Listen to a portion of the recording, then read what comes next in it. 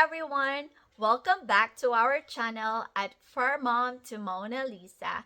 Today I'm sharing something I searched everywhere for when we were going through it. What Mona's stereotactic radiation therapy experience actually looked like day by day. And I'm going to walk you through Mona's CT scan appointment, her 5 SRT sessions, how she did during and after each treatment, and whether we noticed any side effects right away.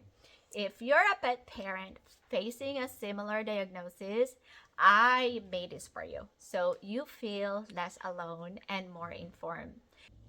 On Monday, December 18, 2023, Mona had her CT scan appointment, which was needed for radiation treatment planning. We were told that no food after 10 p.m. the night before, water and medications were okay. We should bring all the medications that Mona's taking with us, and we should arrive 10 minutes early to check in. I was nervous for two reasons. First, because she had to go under anesthesia, and anytime your dog is put under, it's scary. And second, because I was terrified that the CT scan might show something worse, like additional tumor or metastasis, because if that's the case, then it could drastically change Mona's treatment plan. But thankfully, the CT scan showed only that one tumor located at the top of her spinal cord. When we finished that appointment, we scheduled 5 fractions of SRT starting December 20th and going through December 27th. When we got home, Mona was very sleepy and groggy. That part always breaks my heart because you can tell that their body is trying to wake up, but they're still under the effects of anesthesia. So we kept her calm, kept her warm, and let her rest. The next day, Tuesday, December 19th, Mona seemed happy. We went to the dog park and she and Lisa played like usual, but emotionally, I was not okay.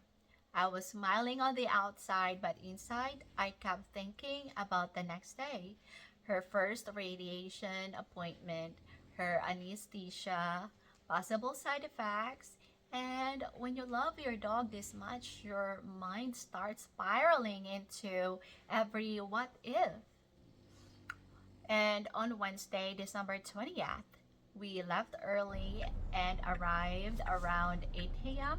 for her very first SRT session. And then we were told that the radiation machine was broken and we had to push the appointment to the next day. I remember thinking, you have got to be kidding me. My stress was already so high, and that news pushed me over the edge. It wasn't anyone's fault, but emotionally, it was so hard because when you're anxious, you want to get it over with, and delays just stretch your fear out even longer. Thursday, December 21st, we woke up early, and I remember telling Mona we should pray, like ask God and Saint Anthony to guide us and protect her through this journey. We dropped Mona off at 8 a.m. and they told us they'll call us when she was ready. That day felt like one of the longest days of my life. They called around 2 p.m. and we picked her up around 4:30 p.m. They told us Mona did good and what surprised me was how she looked when we picked her up. She didn't look weak, she wasn't wobbling, she didn't seem overly sleepy. She was actually energetic and happy.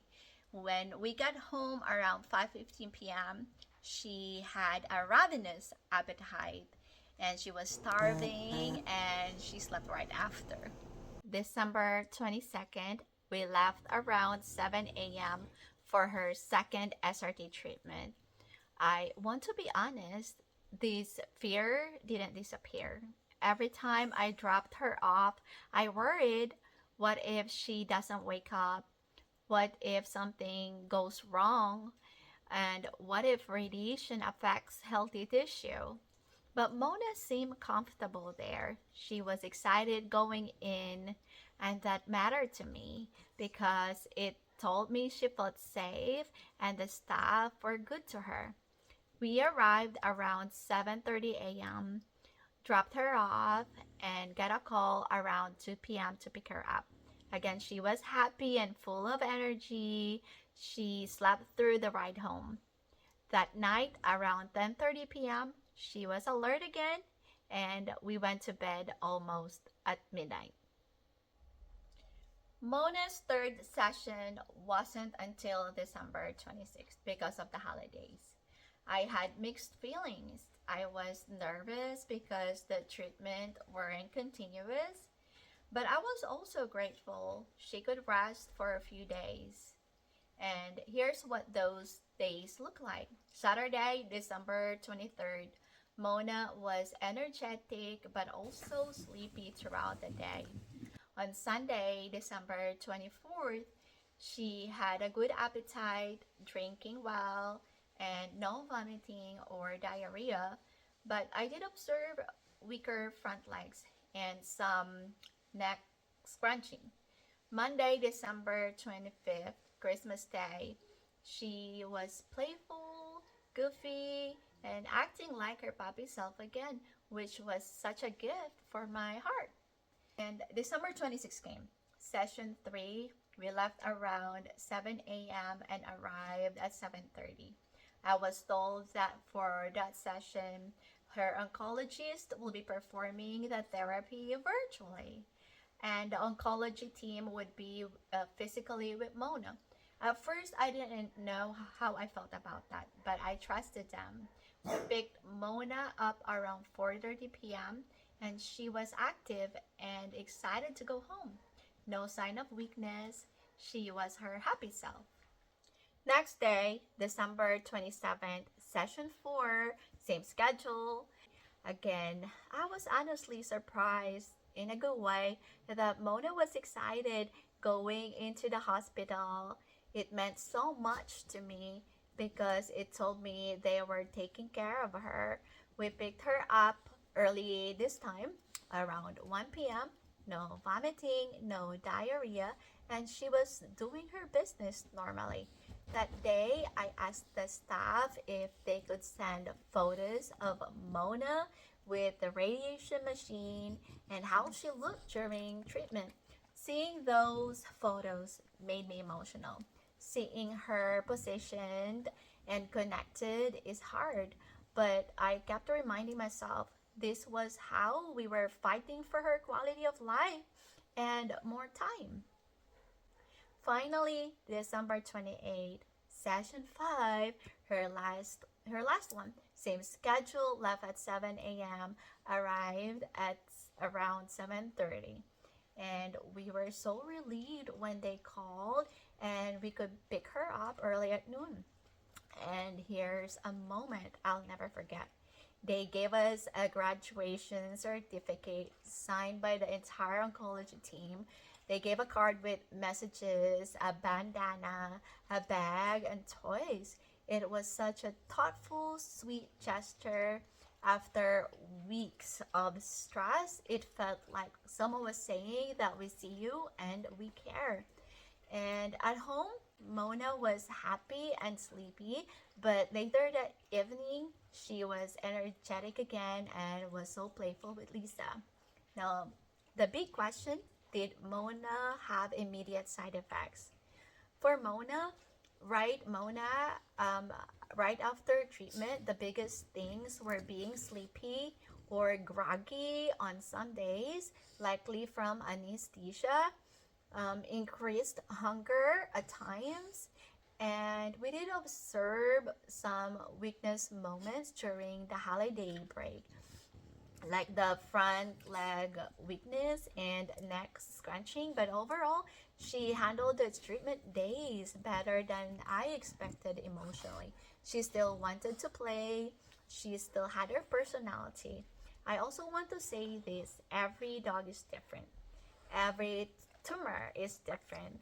and every treatment plan is different. So please use our story as a support, not as a substitute for your vet's guidance. If you're a pet parent preparing for a SRT, here are a few things I learned that helped me. Plan for long days. Bring water, snacks, charge your phone because the waiting is hard. Bring all medications and a written list, even if you think you'll remember. Ask for updates. Don't feel guilty. It's okay to need reassurance. If it helps you also emotionally, ask for photos because sometimes seeing them cared for brings comfort. And most importantly, give yourself grace. The anxiety is real. That's our episode 3, Mona's CT scan and all 5 SRT treatments from start to finish. Again, this is our experience only, not medical advice. Always consult your vet for diagnosis and treatment decisions. In episode 4, I'm going to share what Mona's days look like after SRT, whether we saw side effects, whether we noticed improvements when we started tapering her prednisone, and what happened when we taper down. If you want to follow Mona's journey, please subscribe and stay tuned. And if you've gone through radiation with your pet, please share your experience in the comments because your story might help someone else feel less alone. Thank you for watching. From me, Mona, and Lisa, one day at a time.